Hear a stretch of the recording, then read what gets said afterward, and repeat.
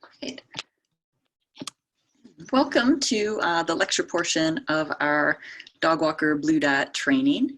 Those of you who maybe haven't met me before, my name's Angela. I'm the dog behavior specialist here at the Humane Society.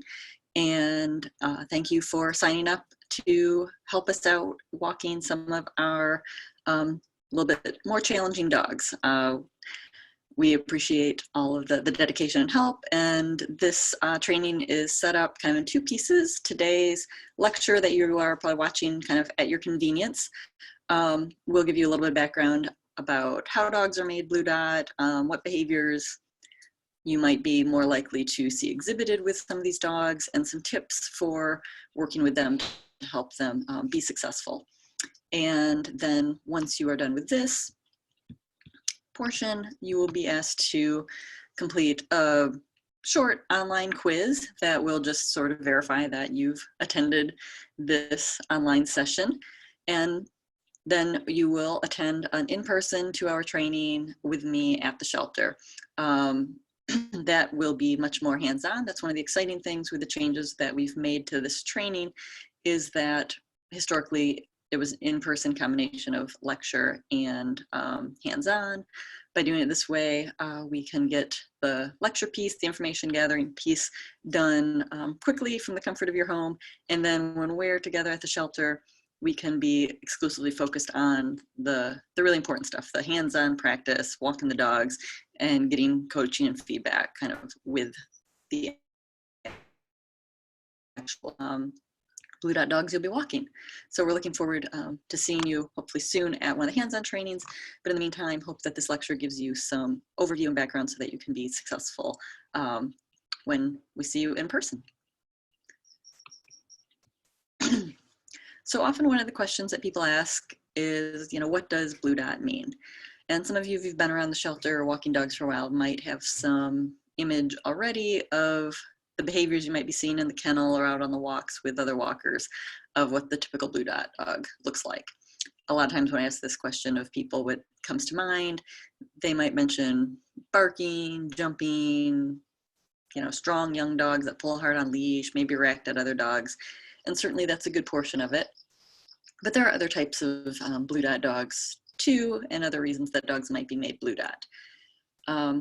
Essentially, we use it as a designation to mean that these are dogs that might need a little more skilled approach. They might have some behaviors that are a little bit more challenging, need somebody who can read body language, has some skills, has some experience at leash handling and walking and working with them to help them be successful, has the physical ability to manage a stronger dog,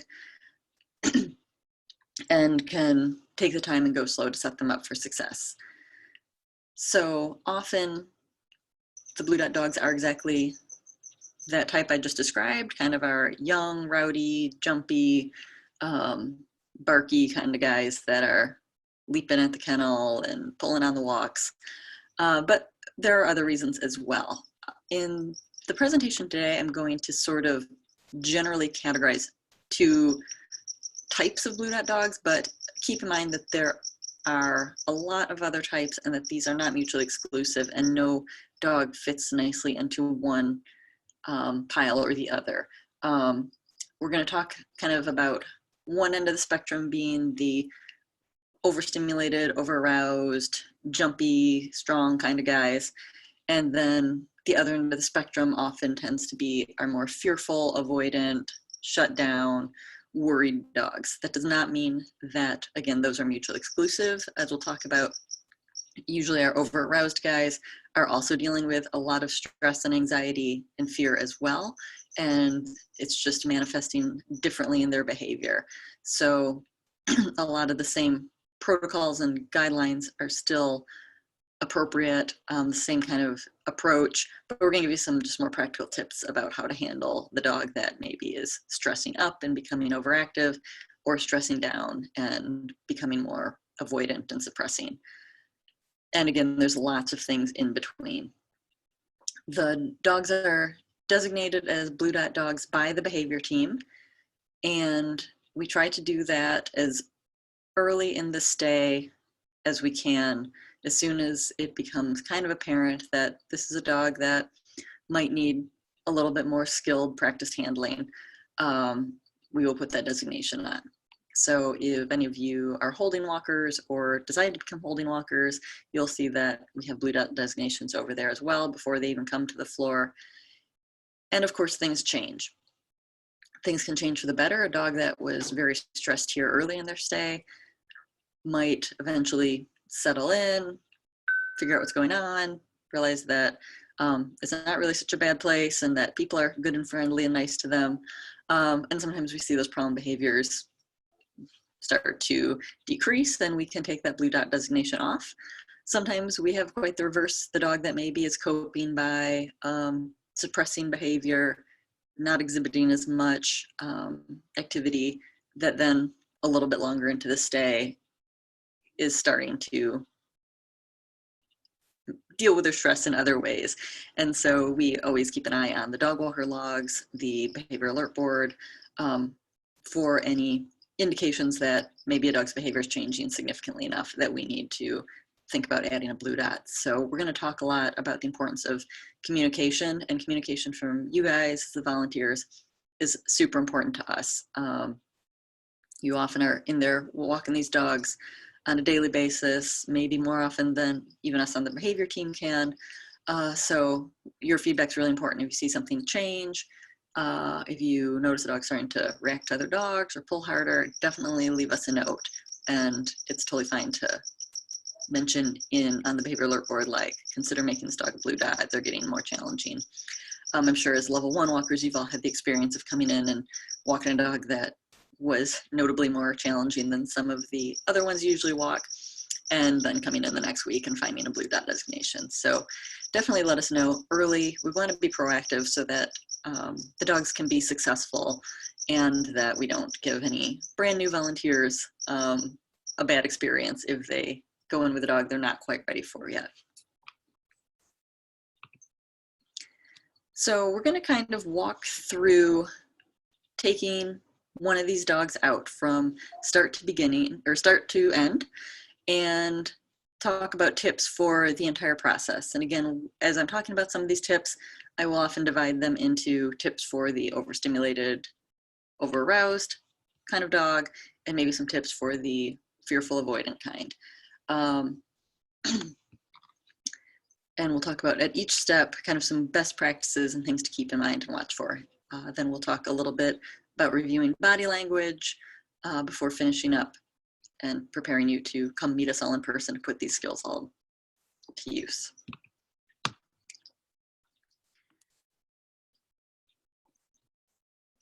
So I will say over and over and over again when you talk to me, the biggest thing is we want to have a proactive approach. We want to set dogs up for success, so ideally they never even exhibit the problematic behaviors.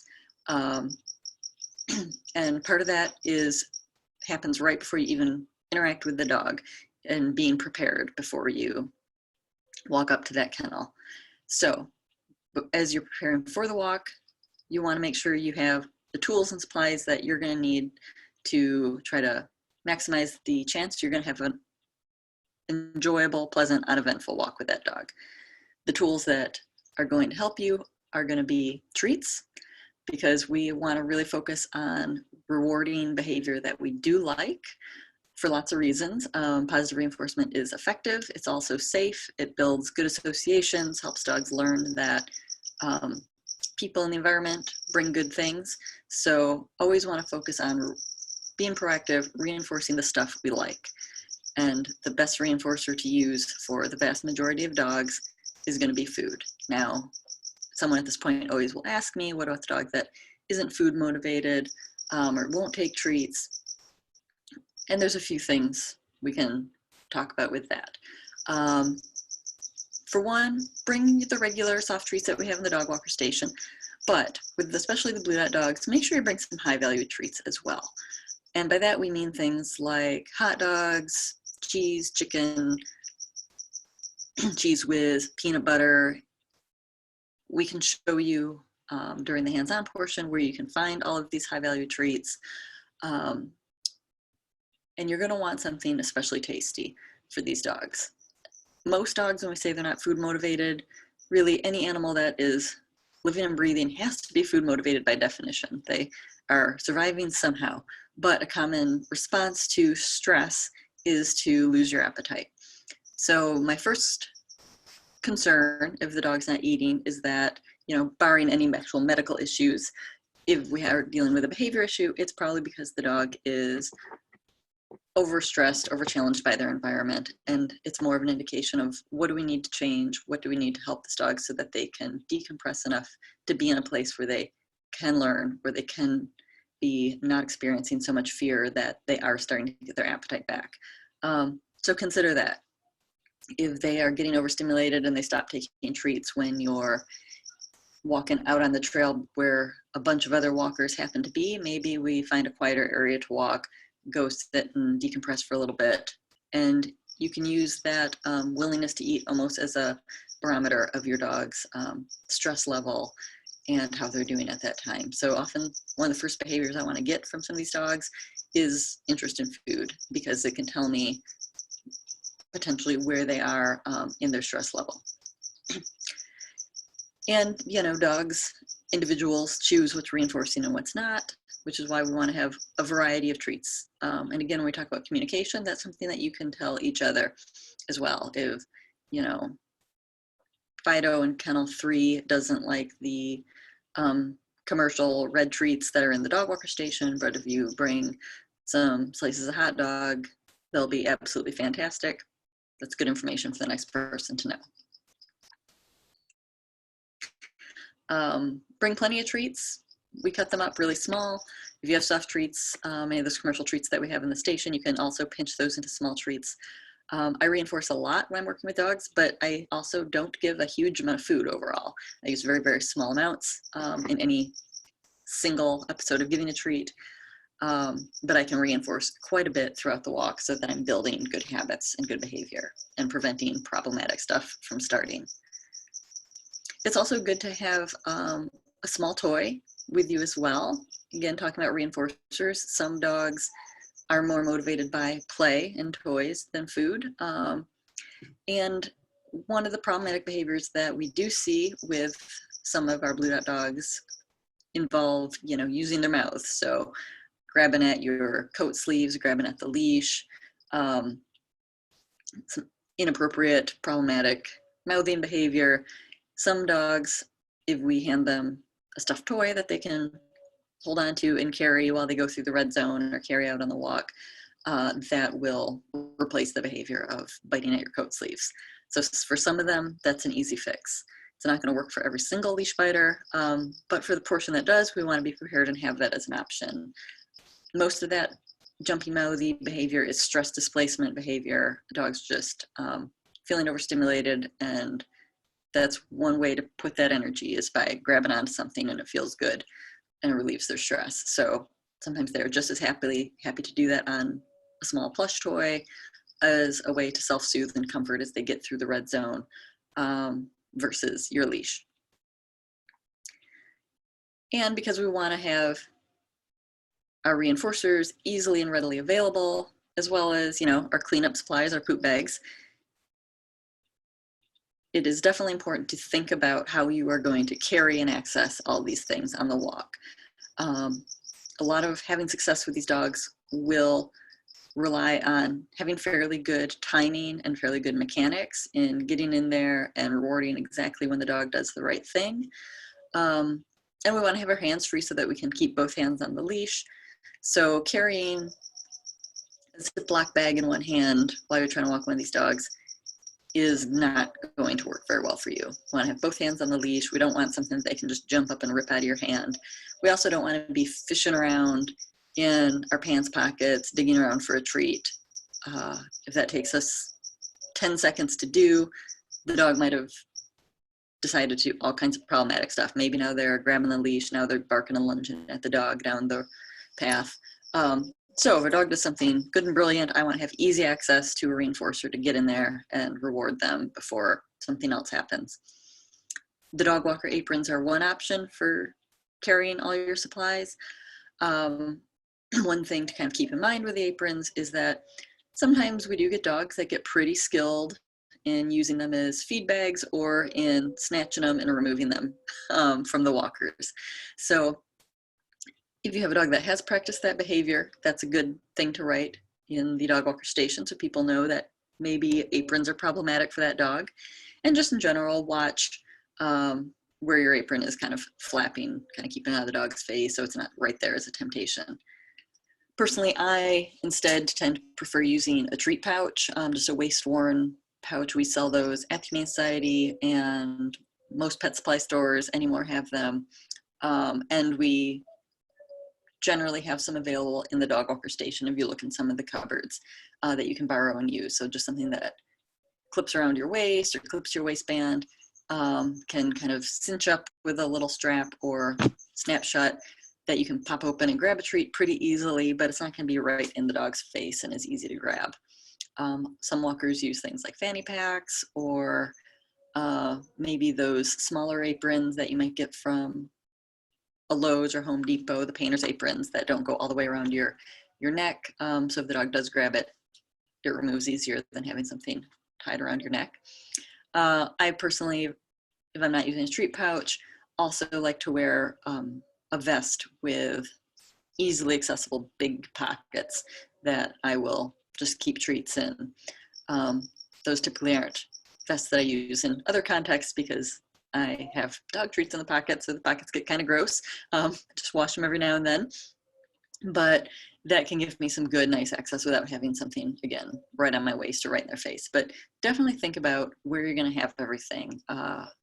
The big things we're going to be practicing when we're in person are going to be very detailed mechanical skills, because dog walking and dog training and dog handling is very much a mechanical skill. And we can set ourselves up by thinking about this beforehand and practicing the mechanics even before we ever have a dog at the end of the leash. So have a plan of what you're going to bring, how you're going to carry it, how you're going to access it.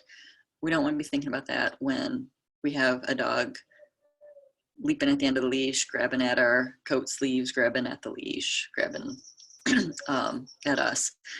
So it's not the time to try to figure these things out. So definitely make a plan.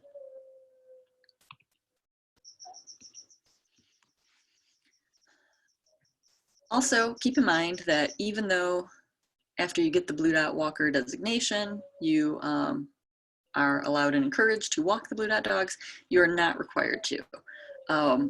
First and foremost, I can't stress enough the importance of staying within your comfort zone. We don't want anyone put in a problematic situation. We don't want people or dogs having bad experiences. If you have any concerns at all about walking an individual dog or a certain type of dog, that's fine. You do not have to walk those dogs.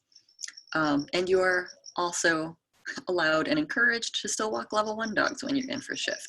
Doesn't mean that just because you sign up that you can only walk Blue Dot dogs and that you have to walk all of them. Give yourself a break. Take an easy dog out. It can be physically exhausting to walk a bunch of very strong dogs that are pulling on leash for 2 hours. So take a break and take a 10-year-old 10-pound dog around the trail a couple times, just both to de-stress and give your body a break. That's totally fine. And keep in mind that there may be certain types of behaviors that you find more challenging and don't enjoy working with. Keep in mind your own physical abilities to deal with very strong dogs that are not necessarily going to have the best leash manners, and whether or not you can reasonably keep physical control of them. We want everyone to stay safe. So if you walk up to a kennel and the dog is a 90-pound, muscle-bound, 11-month-old guy that hasn't been out for a walk in 12 hours since the previous night, and you're thinking, boy, my shoulder hurts and the ground's kind of slippery today, totally fine to pass and go on to the next dog. We also certainly have walkers that maybe there are certain behaviors that they find challenging, they don't particularly enjoy working with. If you know that leash biting stresses you out and you don't feel comfortable dealing with it, then don't walk a dog that has notes about leash biting. Totally fine. There are plenty of Blue Dot dogs that don't exhibit those behaviors. We have some that just opt out of the jumpy, mouthy guys and do fantastic job working with the shy, avoidant, fearful guys. So keep in mind what your preferences, comfort levels, abilities, strengths are. You're also welcome to buddy up. A lot of our experienced walkers will buddy up with another person if they are concerned about the dog's strength and want to have some backup in case the dog pulls really hard. Or as you're learning and working with more and more challenging dog, if you want someone to shadow and go with you while you take a dog that you know might be kind of problematic, we are happy to do that. You know, the behavior team can offer you support, and our volunteer trainers are often happy to come in and shadow you for a shift, or if you are in while one of our more experienced Blue Dot walkers is in, ask if they'd go around a few laps with you. Get support. You don't need to figure this all out on your own just because training's over after your in-person session.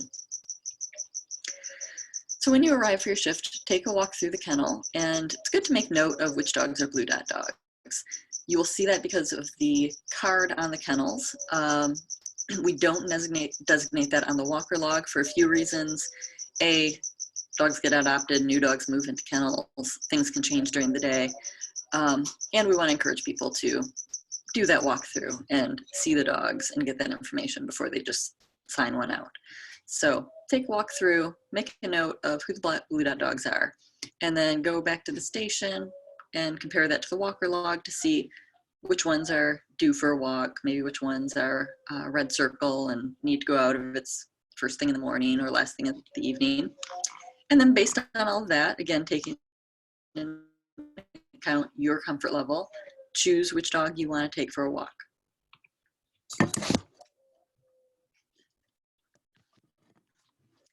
So you've decided who you're going to walk. Before you go proceed to that kennel, take a minute and get to know as much information as you can about that dog. Again, going back to our theme of being proactive, if you have an idea of what you might be facing when you go to that kennel, what kind of behaviors are exhibited, what things have worked for people, what things have caused problems for people, you want to have all that information. You don't want to have to find that all out for yourself, because if you know what has worked and what hasn't, and you know kind of what potentially you could expect, you can have a plan to hopefully prevent the problem behavior from even starting.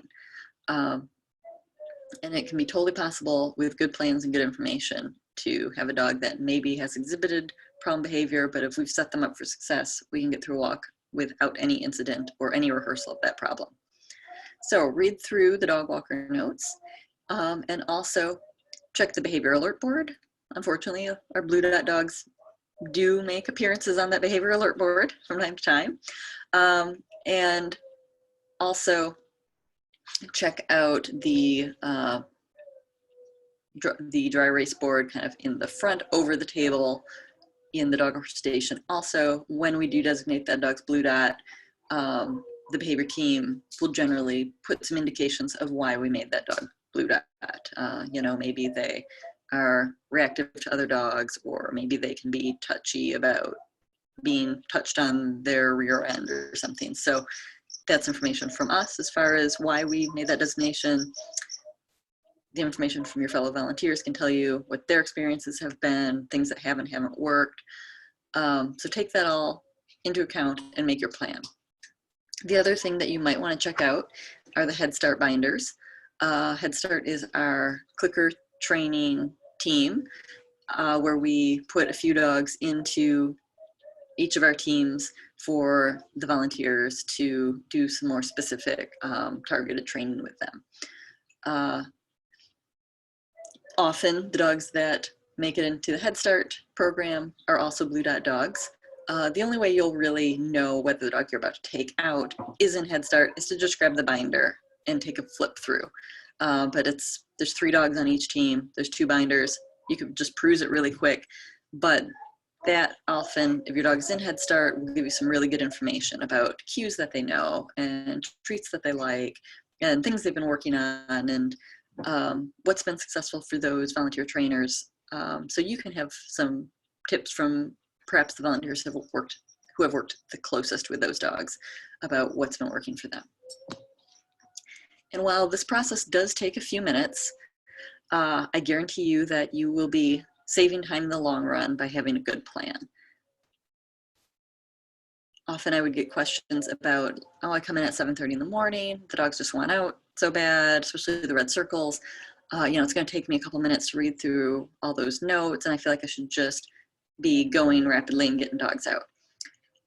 I guarantee you that if you go in with a plan, you are going to be much more efficient and get dogs in and out faster versus walking in uninformed. And I have personally watched many times staff or volunteers rushing and kind of walking on into a kennel without doing any of the things that many who have come before have found to be effective. And then they have trouble, and they have to go out and get a toy, and then they have to go out again and find the treats that the dog likes, and all that was information that was available to them. But instead of spending 2 minutes to get that information, they figured it out themselves over the course of 10 minutes of struggling with the dogs. So it is time well spent, and will get you in and out of kennels and get you more dogs walked in a more efficient way if you have good information.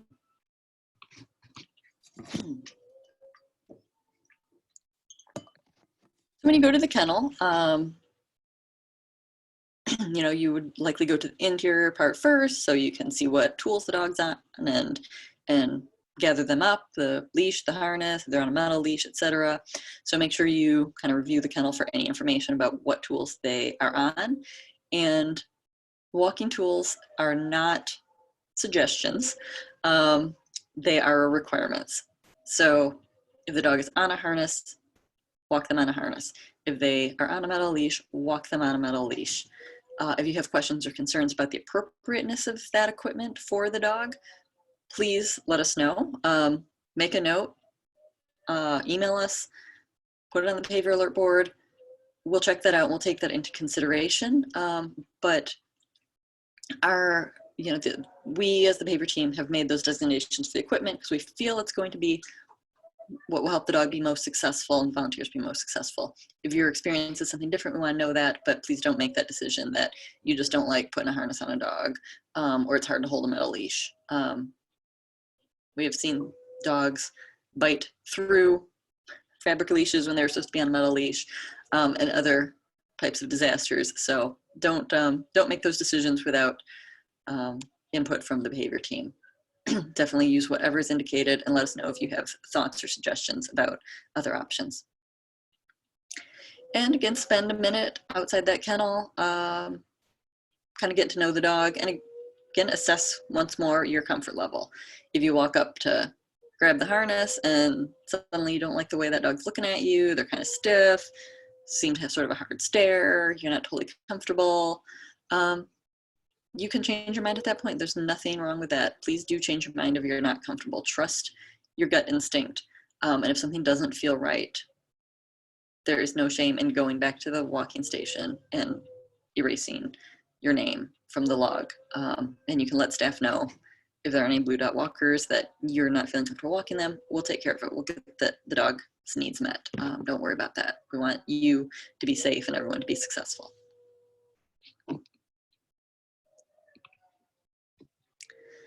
So everything up to this point has gone well. So now you're getting ready to enter the kennel and get ready for the walk. So we're going to talk about our first sort of common category of blue dot dog, which I'm going to call kind of the high arousal dog.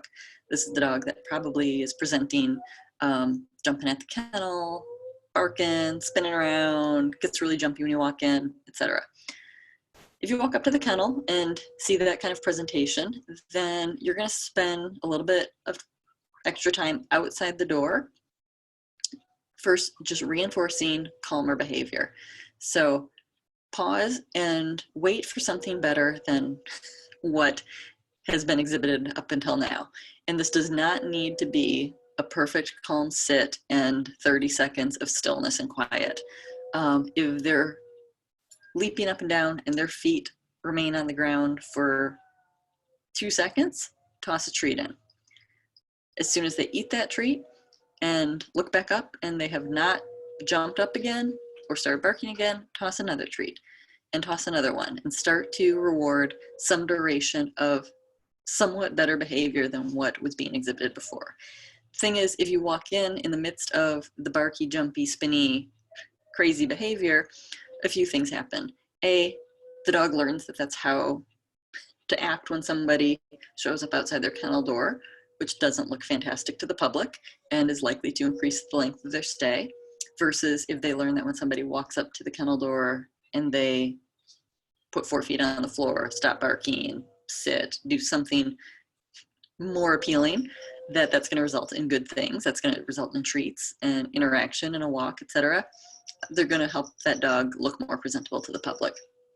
The other thing is, if you walk in to the kennel in the midst of that activity, it's likely to just escalate.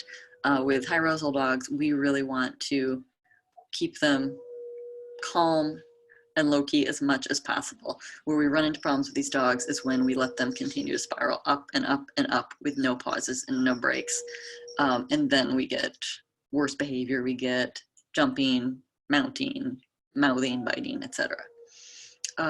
So reward some calmer behavior, even if it's not 100% perfect, even if it's not that beautiful sit. And when you've got several seconds of just, keeping the feet on the ground at least, not lunging at the door right away, then take a few treats and throw them as far back into the kennel as you can before entering. Most dogs will turn around and run to the back of the kennel and eat those treats, and you can slip in the door while they're doing that, and you don't have to worry about them trying to DoorDash and get out. There will be the rare dog that is more overstimulated and still kind of at the door crowding it, but I find that really 9 out of 10 times tossing a few treats as far back as you can just totally removes that from being an issue, and you won't have to worry about the escape. We'll be reviewing in person the correct way to open the door, but keep in mind that we do want to be flipping the latch and pushing the door in when we're entering.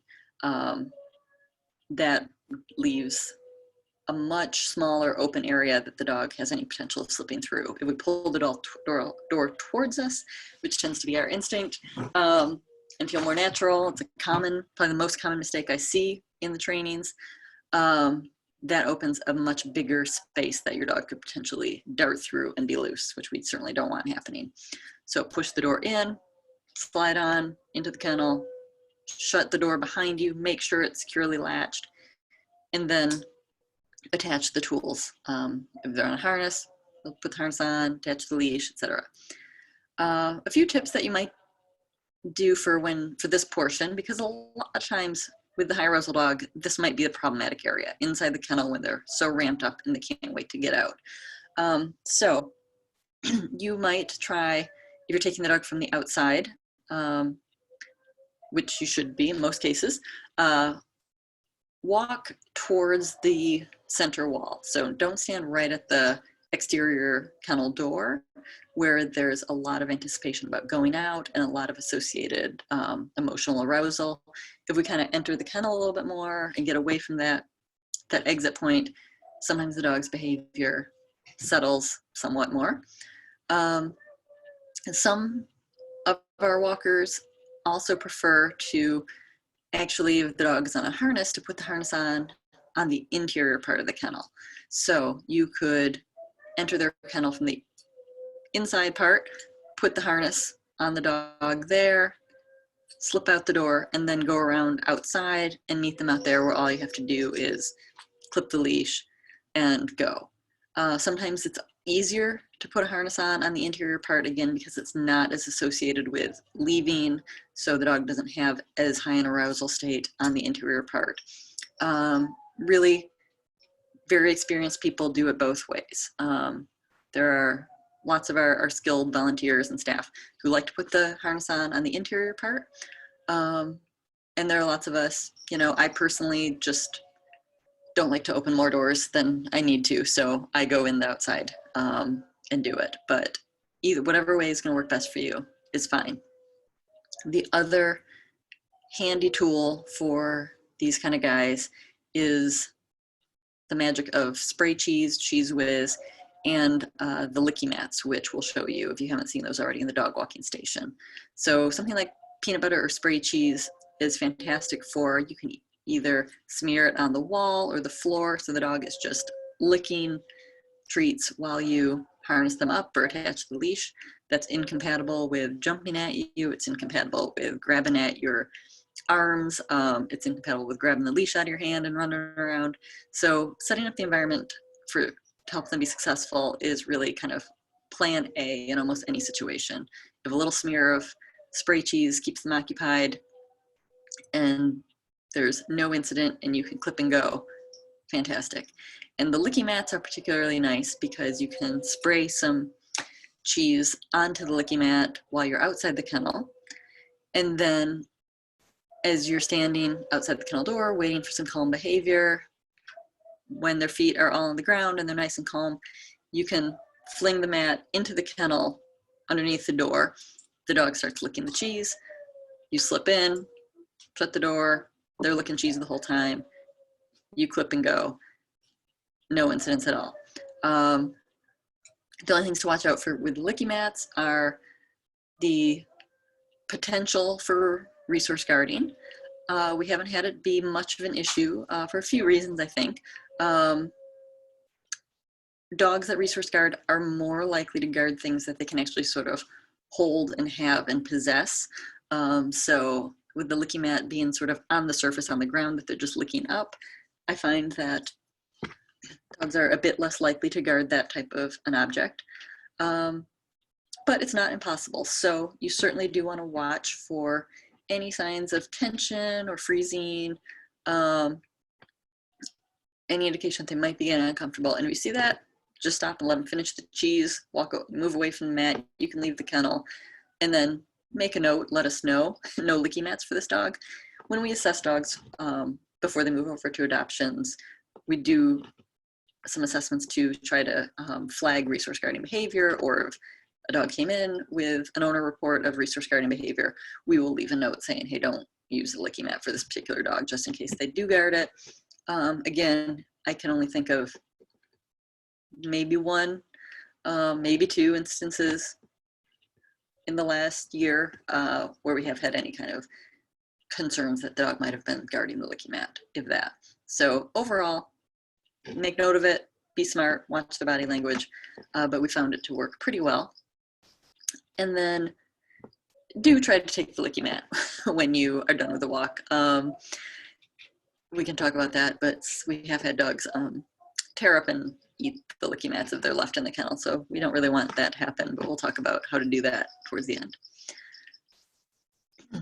And then as we're getting ready to leave, I walk up to the kennel door. I want to keep the leash short and hopefully have the dog somewhat calmer, 4 on the floor. Again, they don't have to have some big, long 10-second wait before they're allowed to go out the door, but I like them to be somewhat calm and connected to me before we proceed outside. And one thing that you can do is hold the leash short, open the kennel door, and then maybe even take a step back inside the kennel and have your dog connect with you, reward some eye contact, and then go. If the dog is straining at the kennel door, kind of nose right at the opening, ready to just charge out, and they can't wait to swing around and yell at the dog next to them, could be a problem. If we can kind of collect ourselves first and then proceed out, you're gonna get through, especially the red zone, a little bit better. And that said, think on the same theme of being proactive, setting dogs up for success, and that being a potential problem point, that exiting the kennel, you will see, especially for dogs with some history of dog reactivity, not a bad idea to shut the dogs on either side of them on the interior parts of their kennel if you're taking a dog out. So you will often probably see those special instruction signs hanging on the kennel door that say, you know, okay, please shut in my neighbor dogs before taking me out. That is a great tip because much less stimulation and reactivity to be dealing with. Sometimes dogs that are neighbored next to each other just start to get kind of a negative relationship going, and they rehearse barking at each other as soon as either one comes out. So set the environment up to help them be successful. If you think that would be advantageous for dog, again, make a note for us and we can put some of those special instructions up. When you return at the end of the walk,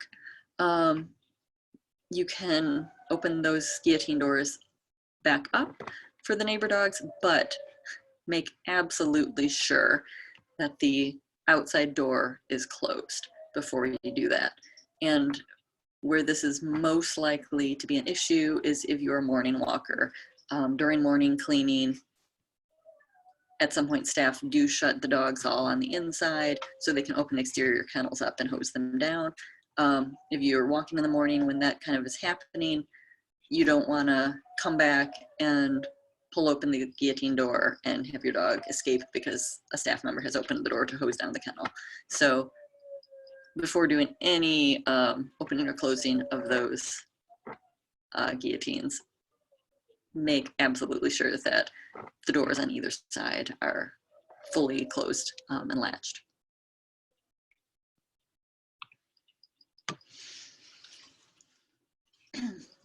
So a few kind of pointers. It's good to practice all of the mechanical skills involved in entering the kennel and practicing putting on equipment, which we will spend time doing when we're in person, talking about best practices for doing these things, because there are ways that will set you up for success more than other ways. And you can practice all these things even without a dog, as silly as that sounds. It's good to make these just very solid mechanical habits that you don't have to think hard about when you're actually working with a dog. Have a plan for having everything you need ready and easy to access. Be mindful about having dangling things on your body, like scarves or have leashes around your neck, harnesses dangling from your hand. All those things can look like tug toys to dogs. So tuck scarves in, keep the leash and harness folded up or in your pocket as you enter, not dangling in their face. And don't rush, but don't spend tons of time hanging out in the kennel. Do try to be really quick and efficient about the process. And the big thing is stay calm. These dogs can get us riled up and get us matching their level of agitation and energy. And that's not going to go well if you guys are both just feeding off each other and spiraling. So take a deep breath, stay calm, stay quiet, and just reinforce each baby step, anything that's better than what they were doing previously. Think about these guys delivering rewards on the ground so that the dog's focus is low and not up at you. And pause at any point if you or the dog needs a break. You can leave the kennel, go get a drink of water, come back 5 minutes later, or walk another dog and come back and try again, or again, decide not to take that dog if it's that bad. But definitely take breaks if you feel your emotional arousal going up.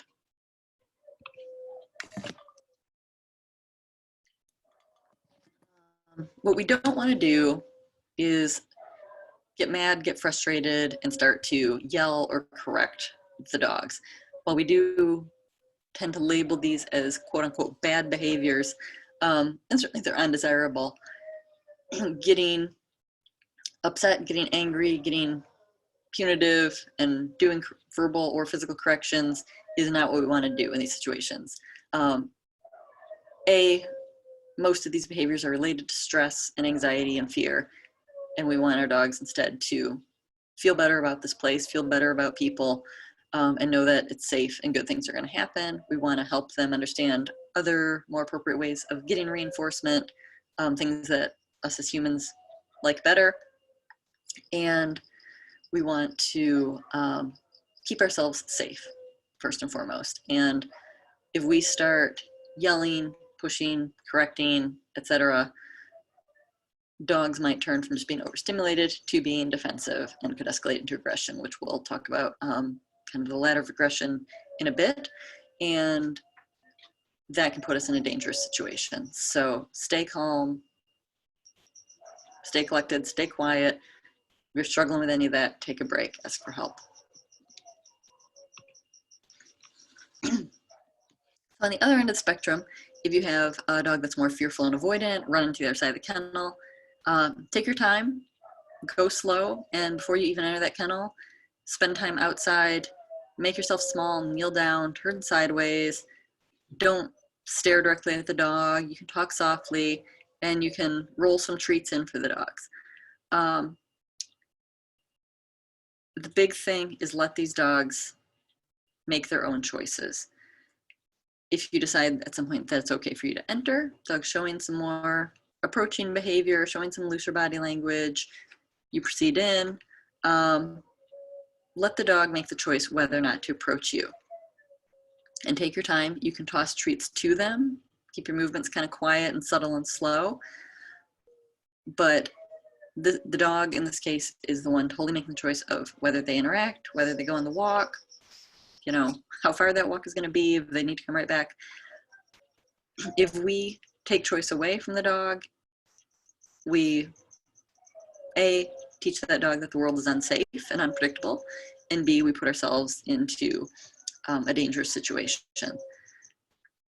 So if you don't get that dog out that particular day, that's fine. Or if they make it 2 feet outside their kennel and want to dart back in, that's fine. That's their choice. That's not the end of the world. If that's what they need, fine. The next day, maybe they're going to feel some more bravery and go a little bit farther and a little bit farther. Just do what they're ready for that day. And if all that means is you spend some quiet time, toss some treats in, and talking softly outside the kennel for 10 minutes, that's valuable and that's what they needed. Even if they don't eat the treats, they're processing that somebody came, talked nicely to them, left some good stuff that they probably ate when you walked away, and that's going to give them a learning experience that will hopefully influence them the next day when somebody approaches for a walk. When you give treats to these dogs, toss them towards them, roll them. Do not use treats as a way of luring them or encouraging them to come closer to you.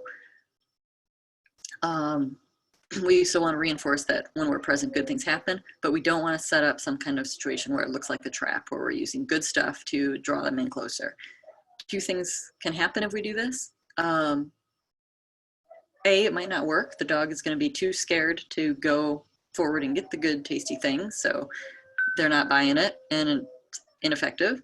The other thing that can happen is that maybe the dog is interested enough in the tasty treats you have that they come forward and take the treat from your hand, but they didn't freely make that choice. They were tempted by the lure of the treat, and now the treat's gone, and now they're standing inches from the scary monster, and they didn't really want to be there in the first place. And they can either panic, and it sets our progress back, or they freak out, and that can often be sometimes when a bite situation might happen because, oh my gosh, I'm too close to this. I didn't want to be this close. Now I don't know what to do. Similarly, we don't want to corner dogs. Do not shut the guillotine door so that your dog can't flee to the other side so that you can attach the leash and get them out. You want them to make the choice to go to the other side if they're not comfortable. If that means you don't walk the dog that day, that's totally okay. Maybe a staff person who the dog knows better or has a history with or is more comfortable with can get them out. Or maybe the dog needs to, their first day in adoptables, just stay in one place and decompress for a little bit. That's okay. If we corner them and take the option of flight away, again, this is where we put ourselves in a dangerous situation. When we talk with ladder aggression, the lowest levels of dealing with a threat are doing things like avoidance behavior. When animals can't do that, that's when they escalate to more overt, what we consider aggressive behavior of growling, snapping, biting, etc. Don't put the dog or yourself in that situation.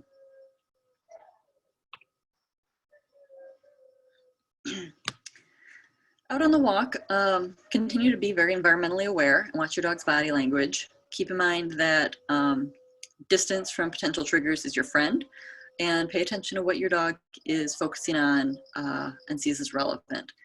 My general rule of thumb is that if a dog is staring at something for longer than 2 to 3 seconds, they're telling us that that thing has become particularly interesting and relevant, and problems could ensue. It could be a bush where they saw a rabbit disappear and they're going to lunge towards it and pull you on your face, or it could be a dog that is up ahead on the path that they're going to lunge and react at. So if you see them staring too intently at anything, increase distance, get their attention back, toss some treats, change their focus, decide to walk out front or in back, depending on what's going on. Basically, we want to keep our dogs sort of loose and relaxed and engage with the environment in a very kind of loose kind of way, not overly fixated on one particular trigger.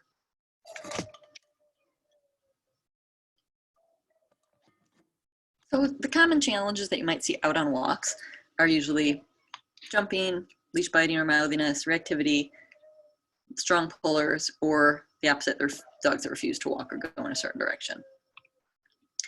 Again, with any of these, be proactive and don't wait for the problem to start. So reward what you want instead.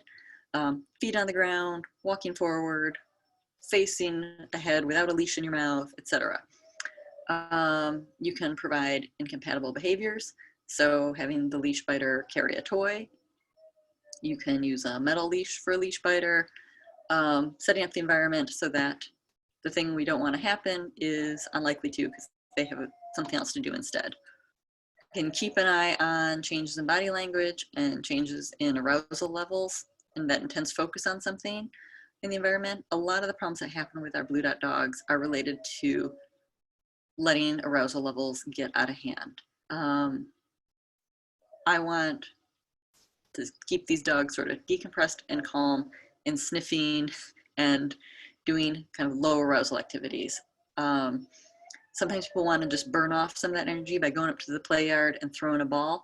That's about the last thing I do with some of our jumpy mouthy guys because they're likely to get worked up and spiral out of control and then start redirecting that arousal on you.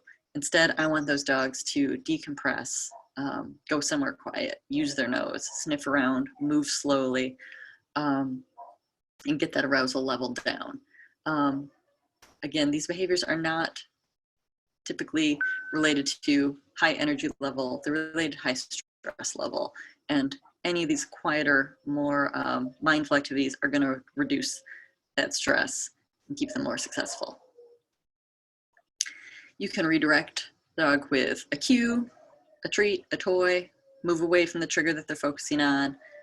Feel absolutely empowered to ask others for space if you need it.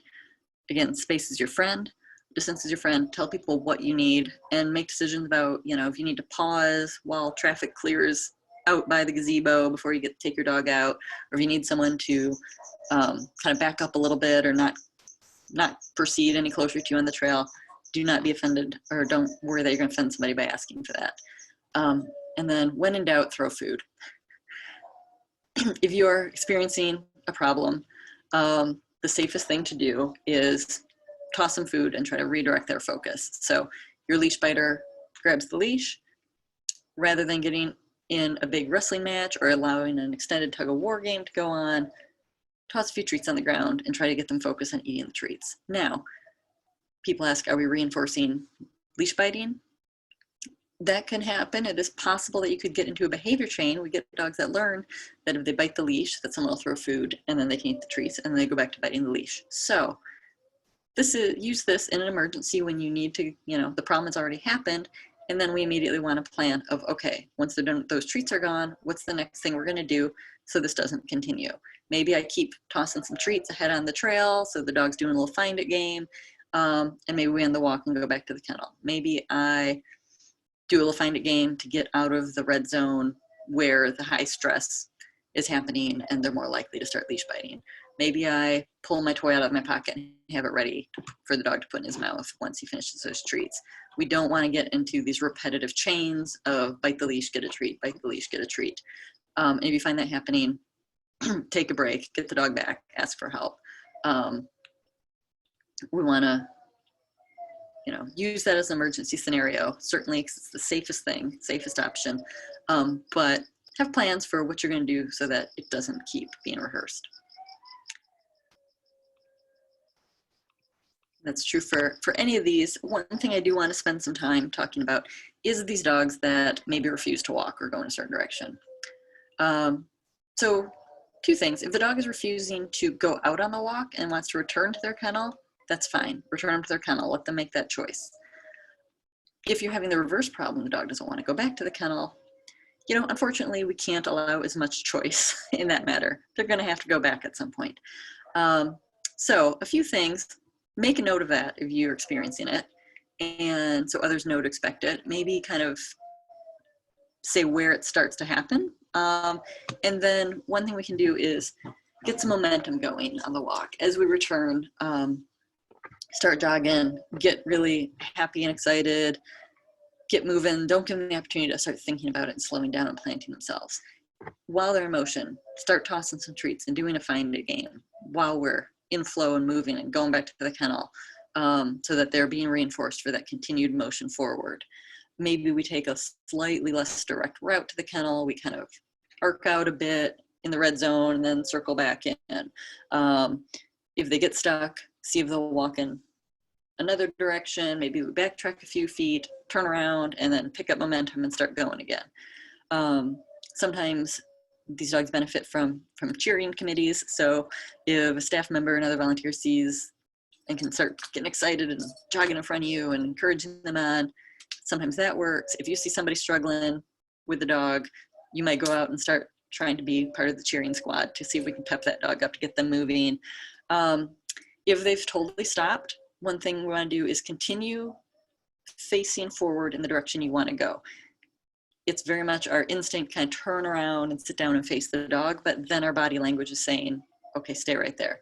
Instead, keep your shoulders and your feet pointed in the direction that you intend to go. You can look over your shoulder and talk to them, encourage them. If you need to toss some treats to get them moving, that's okay. Again, I want to try to then toss the treats as they're in motion, so I don't get into too much of a behavior chain of stop, get a treat toss, stop, get a treat toss. Ideally, we're doing a little find it game and keeping them in motion. If worse comes to worse and you're just totally stuck, and you're in the way and the shelter's closing, your dog has to go back to the kennel, then have someone get staff. Every now and then we have a dog that, worst case scenario, will need to be carried back to the kennel, and we don't want volunteers carrying dogs. It's potentially risky to you, potentially risky to the dog. So get staff assistance if it's come to that. And sometimes the dogs might move for staff members if they know better too. So if you're totally at a loss for these guys, get some help. And when you return to the kennel at the end, go all the way into the kennel, remove the equipment. You can hang out in the kennel if you want for a little bit, but especially for the over-aroused guys, watch for any change in body language. Not all dogs love close, intimate time in their kennel. Sometimes it can lead to more arousal and overstimulation. So otherwise, as you exit the kennel, toss treats towards the back again and slip out the door. Again, we're gonna pull that door in so it swings into the kennel as we slip out. Even if that takes a little bit more time, we want to stay in that muscle memory of doing it that way. And dogs can move fast. So just because you think they're in the back eating those treats, I've got time to just push it out and go, you're not faster than a dog. So again, make that opening as narrow as possible to minimize the risk of escape. If you've used a licky mat, as you toss the treats and your dog's distracted and not noticing the licky mat, try to snatch it up and take it with you. Don't pull it from the dog while they're licking it. You can let them finish the cheese first and then toss treats to move them away from it. But do try to take that back and wash it and leave with the next person. Then return any of your tools to the proper location. Leave notes in the binder and or the behavior alert board if it was significant enough, and pick the next dog to walk.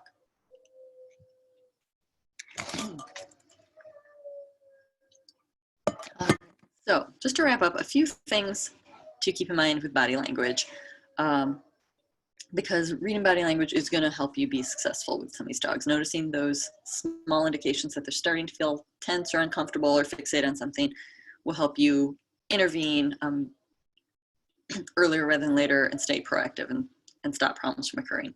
So remember to look at the entire dog, not just part of them, and think about what they're telling you and also what you're telling the dog. Again, we talked about kind of turning sideways, not using direct eye contact, letting them move into you, not moving into their space.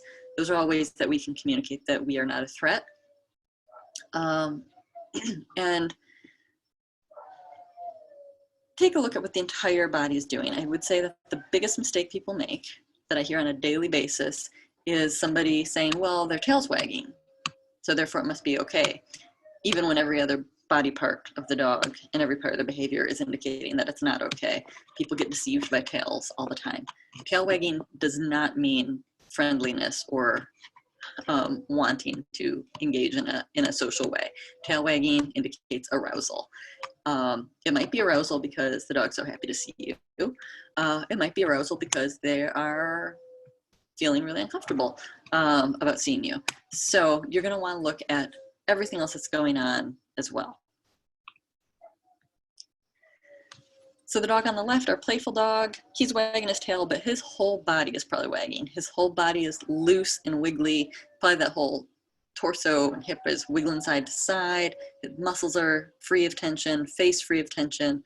Mouth is open and relaxed. Eyes are oval and soft. Ears kind of in a natural position. That's a dog that is saying, I'm feeling safe. I want to engage. Our second dog is showing us that something else in the environment is concerning him. And his tail is going high, his weight's shifting forward, his muscles are getting stiff, he's standing very tall, head is up, ears are pointing towards whatever he's looking at, his mouth is closed, and he's been staring more fixedly. I want to get that dog's attention away from whatever he's staring at and probably move further away. Again, maybe he's alerted to a bunny on the trail. Maybe he's alerted to a UPS driver who is freaking him out. He's probably not thinking good thoughts either way. I want to redirect him and move away from whatever that focus is on. Our third dog, we'll see a lot of that in the shelter, these behaviors in the shelter. Kind of the appeasing dog trying to show that they don't want any conflict or any harm. They're probably feeling a little bit of stress, a little bit of anxiety about the social interaction, and they're trying to diffuse any tension. So their weight's kind of even or a little back, their body's low, their tail's going a little bit lower than neutral, make it a fast wag. Ears are going maybe back or sideways, and you might see some stress displacement behaviors like lip licking, or the next slide will have some other stress displacement behaviors as well. That dog is generally, fine to interact with. They're trying to show you they don't mean any threat, but we also want to go easy with that too. They're kind of saying, please don't hurt me. And so we want to respect that and show similarly that we're not going to do anything disrespectful or coercive to them. We're going to respect that their need and request for some space and for you to go slow as well. And then their fourth dog is the more fearful avoidant. So their body has gotten very low, muscles are very tense, tail is down or tucked, weight shifted away, ears are flushed back to their head, eyes are getting wide, pupils are dilated. You can probably start to see the whites of their eyes, something that we often call whale eye, which is an indicator of fear and stress. Again, that dog needs some space. Let that dog choose whether or not to approach and interact with you. Don't go walking forward to a dog that's looking like that in the corner of their kennel and try to attach a leash. We want to see them coming forward and looking at least like dog number 3 here before we try to engage. You can toss this dog treats and talk softly to them, but don't try to pet them, touch them, cuddle them, leash them, etc. A few other things you might see is hackles going up or piloerection. That's really kind of a sign of uncertainty. Some people have associated it as being an aggressive sign. Not necessarily. Dogs that come to the play area to meet a new friend might get their hackles up. It's really kind of like goosebumps and arousal and excitement about trying to figure out what's going to happen in a new situation. Other ways dogs, we talked about appeasing behaviors, dogs trying to show that they don't mean any conflict, might get head turns, ground sniffing, yawning, lip licking. All of these are kind of what we call stress displacement or calming signals, cutoff signals. You'll hear a lot of terms out there. But it tends again to be the dog trying to signal that they don't want conflict, they don't mean any trouble. We want to respect those requests again and kind of return that in kind, that we're not going to be forceful or coercive or anything with them as well. And our more relaxed, more comfortable, confident dogs are going to be, curvy, waggy, loose body, play bows, wiggly, open mouth, relaxed, body parts. That's how we ideally want to see our dogs as much as possible. So I've made a few references to the ladder of aggression. And one thing that we want to keep in mind is that aggression is a behavior. It's not a personality trait. It's not a characteristic. Dogs aren't aggressive or not aggressive. Every living being has the capability of becoming aggressive at times. Aggression is simply behavior that's meant to increase distance from something that we see as a threat. And the good news is that there are a number of ways that all of us, and dogs as illustrated in this diagram, can communicate that. And so it's very important to realize the progression of those signals so that we can avoid pushing the dog up the ladder to escalating levels of communication. So down here in the green are a lot of those appeasement, calming signal, cutoff signal behaviors that we were talking about. Yawning, nose licking, blinking, turning their head away, turning their body away, moving away. Dogs are trying to communicate that they don't want any conflict here. Great. We're going to show them that we are also not going to cause any conflict. If the dog's continuing to feel stress, we might see, again, lowered body, creeping, ears back, tail tucked, more of these avoidant types of behaviors. And the thing is, we often recognize those as signs of fear, but often we don't realize that aggression itself is also generally fear related. So if our attempts to get distance by kind of fleeing and avoiding don't work, then dogs might continue to go up the ladder to more overt defensive things: stiffening, staring, growling, snapping, muzzle punching, biting. So it's really important to look and be mindful and respect all these things lower on the ladder so that we don't risk pushing our dogs further up. One thing I do want to mention that's mentioned on the slide is lying down, leg up. Dogs do a behavior that we often call tapping out, and this means they lie down, kind of roll over on one side, raise one flank, and expose their belly. This is a very kind of high-level appeasement gesture saying, please don't hurt me. That dog's experiencing a good deal of fear. That is not an invitation to a belly rub, and many bites happen because somebody mistakes it as an invitation to a belly rub and goes and rubs the dog's chest when the dog was actually saying, please move away and don't touch me. Tapping out looks different because, again, you're probably going to see whale eye, ears back, tense muscles, just laying on the side and kind of stiffly lifting one leg up, and it's probably been done in a reaction to something. If you've approached and they flip over on their back, or you've reached towards them and they flip over on their back, they're saying, whoa, that's too much, back off. They're not saying, yes, go ahead and touch me. So know the difference, be mindful of that. It's a very different thing than the dog that lives in your house that's coming over and laying next to you on the couch and rolling around and tongue lolling outside of its head, legs all over, wanting you to scratch his belly. Very different thing, very different meaning. And the last thing that I want to point out as far as body language as a warning signal I want you to be aware of is illustrated in this slide. So this dog is probably very likely to bite whatever she's looking at if that thing continues to approach, interact, etc. And the reason we know this is that looking at her mouth, she's doing what is often called an agonistic or offensive pucker. You're going to notice that her lips are very short. Normally, her corner of that mouth would be further back on her muzzle if her mouth was in a relaxed state. But when we see lips get really, really short like that, that's a warning sign that they're thinking about striking forward. You will also see whiskers kind of curl forward as they shorten those lips, kind of a wrinkle over their nose, and often then the teeth begin to be exposed as well. If you see lips shorten and whiskers come forward and that wrinkle tooth display, when you reach for the kennel door, don't go in the kennel with that door, or don't go in the kennel with that dog. That's often something, if I'm assessing a brand new dog that's come to the shelter, kind of trying to get to know them, if I touch the door and those lips get short, I'm going to back off because that is generally a pretty clear offensive gesture that they are thinking about coming forward and moving up that ladder to drive you away. So don't walk them. You can stand outside, talk to them, toss them treats, move away, etc. Let that dog settle in more until they feel safe. All right. So this wraps up the lecture portion of the training. You will then be asked to just complete a short little online quiz, just showing that you're familiar with the content.